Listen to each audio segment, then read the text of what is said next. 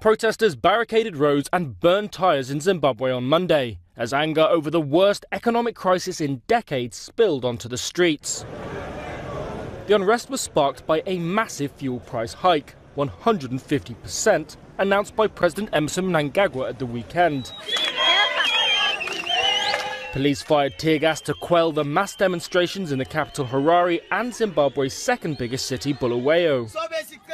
Local rights groups said there'd been reports of 5 people sustaining gunshot wounds.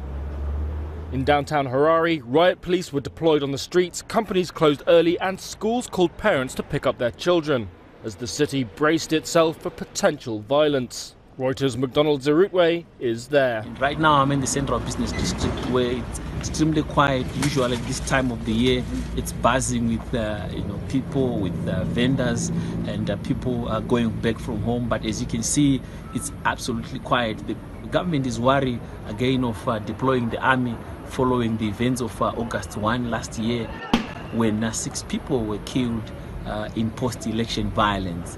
The fuel price hike is a bid to tackle a currency crunch, but was met with disbelief. In a country where 80% of the population is unemployed, the price of basic goods has been spiralling and medical supplies are scarce.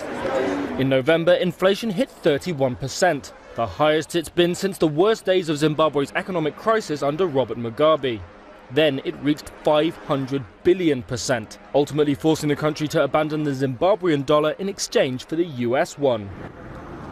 On Friday, the finance minister said Zimbabwe would reintroduce its own currency in the next 12 months. But many are also not happy about this. They still have memories of their own currency, which was left worthless by hyperinflation in 2008, which also wiped pensions and savings and left many Zimbabweans poor.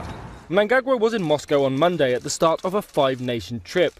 He defended the fuel price rise, saying that Zimbabwe is going through political and economic reforms, and that these do not come easily.